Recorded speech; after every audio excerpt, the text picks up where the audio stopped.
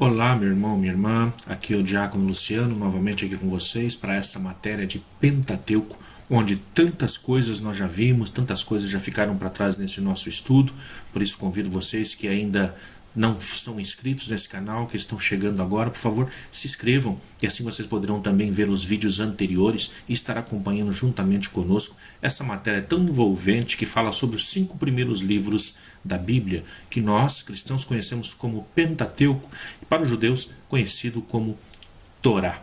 Nesse nosso encontro de hoje nós vamos falar dentro do Pentateuco sobre um pouquinho sobre o seu conteúdo e estrutura, assim como também falaremos sobre o autor do Pentateuco. Quem foi esse que se debruçou para escrever este ou estes? Isso nós estaremos vendo, portanto, nesse vídeo. Venha conosco.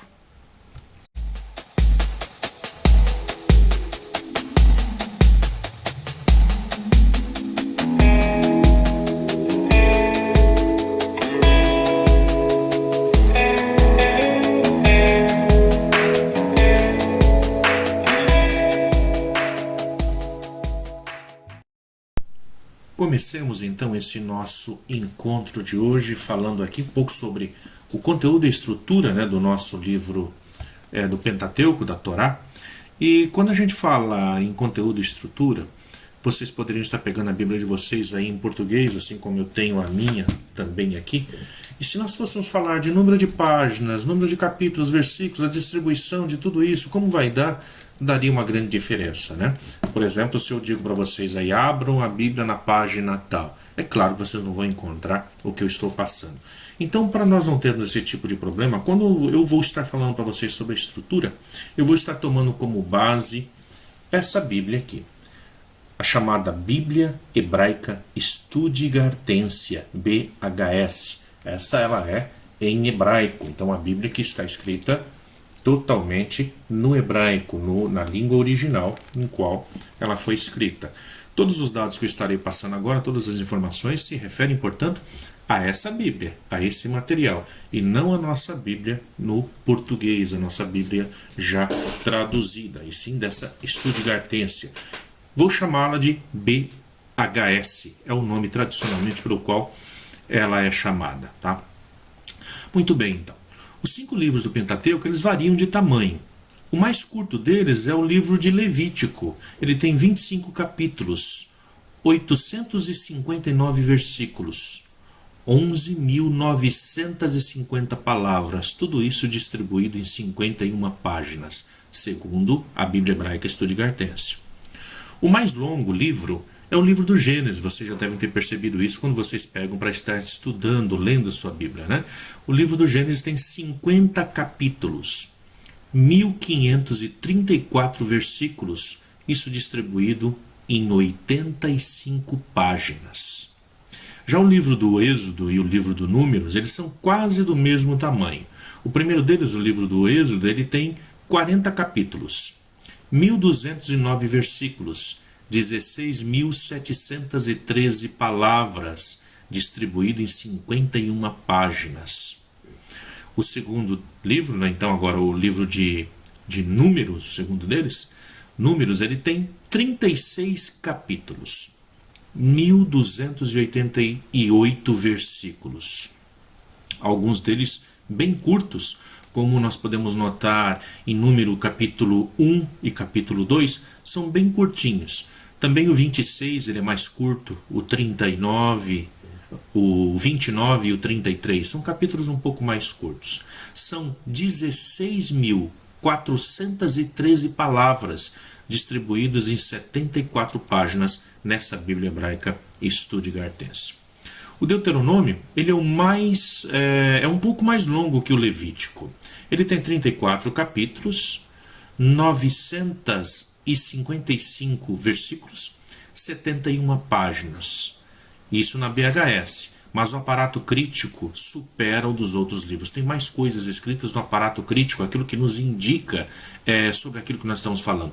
Como poderia simplificar isso? Como se nós estivéssemos olhando as nossas notas de rodapé dentro da nossa Bíblia convencional. Mesmo na Bíblia hebraica tem um aparato crítico que vai nos dizendo, falando, nos trazendo outras informações, além daquelas que estão escritas no próprio livro. Então, se nós pegarmos todo o Pentateuco, o total, nós teríamos aí aproximadamente, não, nós teríamos aí 5.000, isso segundo a Bíblia Hebraica Stuttgartense, nós teríamos 5.845 versículos, isso em 353 páginas. Se pegássemos uma edição sem notas, sem aparato crítico, sem nada, nós teríamos, portanto, 88 páginas para o livro do Gênesis, 73 para Êxodo, 52 para o Levítico, 73 para Número e 64 para o Deuteronômio. É muita página, é muita coisa escrita. Então imaginem vocês que a Bíblia não era como nós temos hoje, nesse formato quadradinho, bonitinho, né? Onde nós temos tudo isso aqui que dá para a gente carregar na nossa mão. Não, a Bíblia era feita em rolos. Então nós teríamos um único rolo para o Pentateuco. Imagina vocês um rolo com tudo isso de página que nós temos escritos. Então seria um pouco difícil de ter num rolo só. Alguns biblistas consideram materialmente complicado, portanto, o Pentateuco ter sido escrito inteiro num único rolo. Ah, mas como assim? Que rolo é esse? Eu trouxe aqui para vocês darem uma olhadinha. Esse aqui é o rolo da Torá, do Pentateuco. Assim ele vem, assim ele está na sinagoga, assim ele era lido na sinagoga. É claro, essa aqui é uma dimensão muito menor, o rolo na sinagoga ele é muito maior do que esse, né? Mas aqui, nesse rolo, o que, que nós temos? Vou abri-lo aqui para vocês. Ele é dessa forma, tá? Então aqui nós temos os escritos, e você iria, portanto, desenrolando de um lado e enrolando do outro, enrolando de um lado, desenrolando do outro. E dessa forma, então, você vai fazendo a leitura dos livros da Bíblia.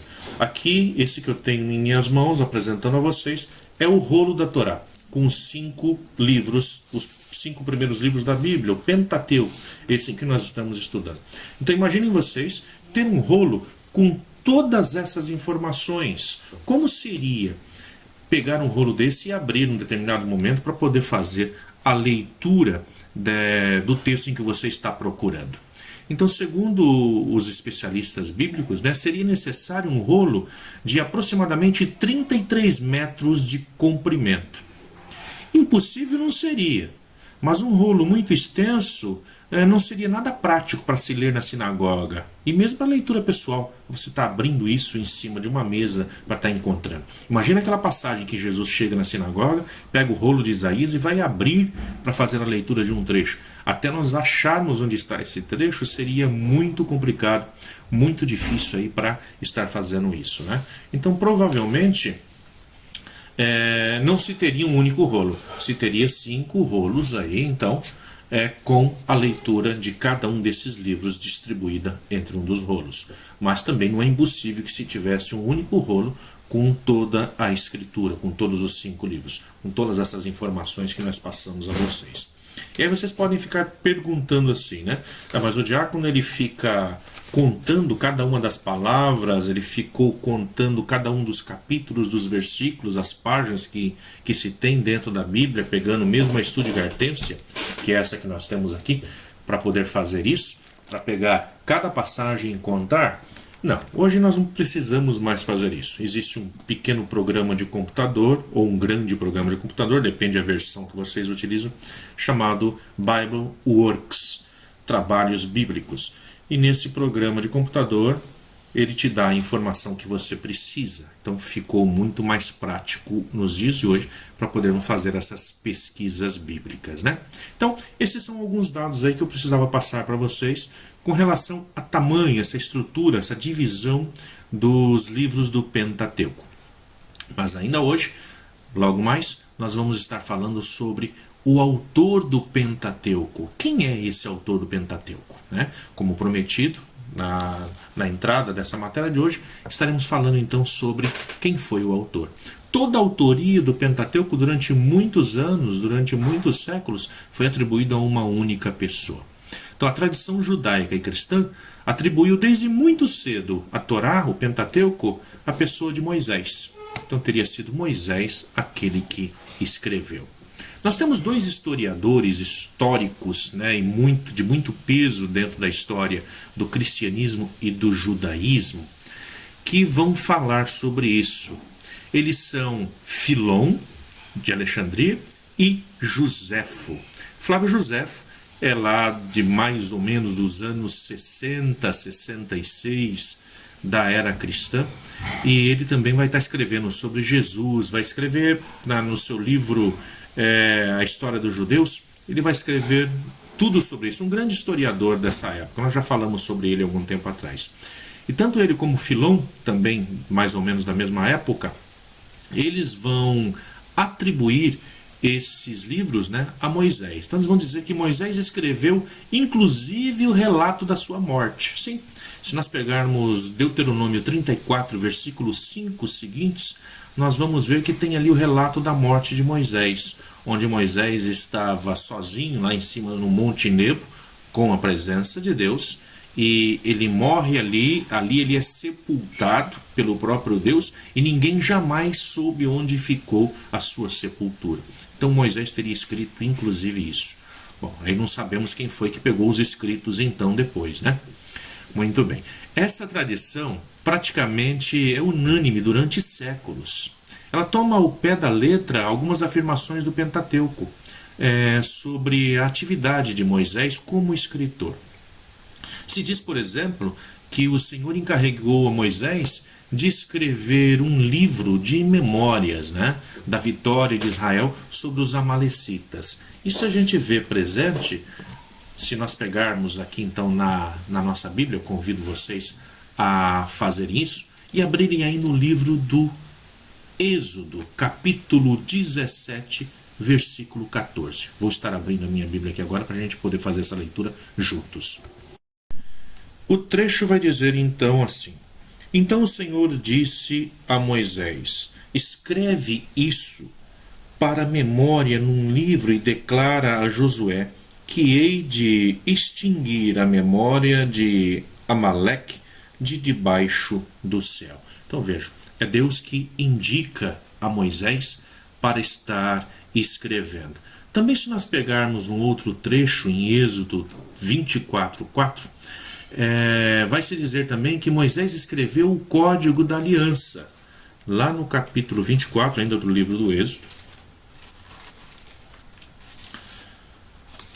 O capítulo 24, versículo 4, vai também nos dizer: Moisés escreveu todas as palavras do Senhor e, levantando-se de manhã, construiu um altar ao pé da montanha e 12 estelas para as 12 tribos de Israel. Continuando, Moisés também teria escrito o direito de privilégios do Senhor de Javé. Isso lá no capítulo 34, versículo 27. 34, 27. Disse ainda o Senhor a Moisés: Escreve estas palavras, porque segundo o teor dessas palavras fiz aliança contigo e com Israel. Vejam só. Então, da mesma forma, em Números, lá no capítulo 33, versículo 2, se informa que Moisés foi registrando, como se fosse numa espécie de diário de viagem, as diferentes etapas da marcha pelo deserto, né? Então, como se tudo aquilo que fosse acontecendo, Moisés fosse ali atrás um secretário particular de Deus que fosse escrevendo isso. E finalmente, em Deuteronômio 31, versículo do 8 ao 24, mas a gente poderia ler só 8 e 9, alude a Moisés como o escritor da Torá, como se Moisés tivesse escrito toda a Torá. Então vou pegar esse trechinho para que nós possamos fazer ainda essa leitura. Então, Deuteronômio 31, vamos pegar Deuteronômio 31, do 8 e o 9. O próprio Senhor irá à tua frente. Ele estará contigo, nunca te deixará, jamais te abandonará. Não tenhas medo, nem te apavores. Moisés escreveu então essa lei e deu aos sacerdotes, os filhos de Levi, que carregavam a arca da aliança do Senhor, como também a todos os anciões de Israel. Então vai se dizer aqui, se nós fizermos essa leitura até o versículo 24, nós vamos ver, aqui vai ser declarado que Moisés, portanto, seria o autor de toda a Torá, de toda a palavra de Deus. Algumas das indicações anteriores, ao obstante, direcionam a pensar que Moisés não pode ser o autor de todo o Pentateuco. Dificilmente ele conseguiria ter feito isso, né? Uma das principais declarações que se fazem alguns estudiosos é dizendo que nessa época ainda não existia escrita. Hoje se sabe que essa declaração não é verdade. Já existia sim, já existia no tempo de Moisés a escrita, o hebraico. Mas não é isso que está em questão, mas sim que o longo trecho, o longo período da história não poderia ter sido escrito toda por Moisés. Então nós vamos apresentar algumas características para isso. Nós tivemos um grande rabino chamado Abraham ibn Ezra. Ele vai advertir, ele vai nos recordar, nos falar um pouco de que Deuteronômio 31, versículo 19, que nós acabamos de ler, vai referir-se a Moisés em terceira pessoa. Então, Moisés escreveu, assim está dito aqui. Quando normal seria que o fizesse em primeira pessoa, se fosse o autor do Deuteronômio, se fosse Moisés que realmente tivesse escrito essa passagem. Então nós já vemos aqui que está dizendo aqui, Moisés escreveu então essa lei. Se fosse Moisés realmente, teria sido colocado e eu escrevi, e não Moisés escreveu usando a terceira pessoa. Então normal seria que usasse a primeira pessoa. Cabe suspeitar mesmo assim que se Joséfo e também Filom tiveram a necessidade de informar que Moisés escreveu o relato da sua própria morte, é porque havia boas razões para duvidar disso. Então quando a gente afirma muitas vezes seguida uma coisa, é porque a gente tem que duvidar daquilo. Por exemplo, se alguém passou por algum problema de saúde e de repente num encontro, a todo instante ela está afirmando, eu estou bem, eu estou bem, eu estou bem. O que a gente vai pensar? Que a pessoa realmente, na verdade, não está tão bem assim. Então a mesma coisa aqui. Se tanto Filom como também Joséfo tiveram a necessidade de dizer que foi Moisés que escreveu, é porque isso não estava tão claro para as pessoas naquele tempo. Não é estranho também que o Talmud, um dos principais livros judeus de todos os tempos, que tem ali a Mishnah, a explicação de todos os rabinos ao longo da história sobre a palavra de Deus, a interpretação, o próprio Talmud vai pôr em dúvida, ao mesmo tempo que indica que Deuteronômio, capítulo 34, versículo 5 e 12, que é o final do Deuteronômio, ele vai indicar que isso não foi feito por Moisés, mas que teria sido uma adição de Josué. E o que vai estar escrito lá nessa passagem do Deuteronômio? Vai estar exatamente falando sobre a morte de Moisés, onde vai se dizer assim: e Moisés, servo do Senhor, morreu ali na terra de Moabe, conforme a palavra do Senhor. E ele, o Senhor, o sepultou no vale na terra de Moabe, de fronte a Beit-Fegor, e até hoje ninguém sabe onde é sua sepultura. Portanto, se ele morreu ali, foi sepultado ali, como é que ele poderia ter escrito essa passagem? Portanto, o próprio Talmud vai colocar em dúvida a autoria de Moisés. Abraham ibn Ezra aponta para outras possíveis adições à Torá, posteriores a Moisés. Porém, tanto ele como outros comentaristas medievais aceitam a tradição mosaica do Pentateuco. Hoje, nós podemos afirmar, sim, que grande parte é atribuído a Moisés e realmente deve ser atribuído a Moisés. Entretanto, a autoria do Pentateuco ainda fica uma incógnita. Quem foram os outros autores que ajudaram a Moisés a colocar por escrito a palavra de Deus, a Torá? Hoje é muito fácil fazer isso, saber isso.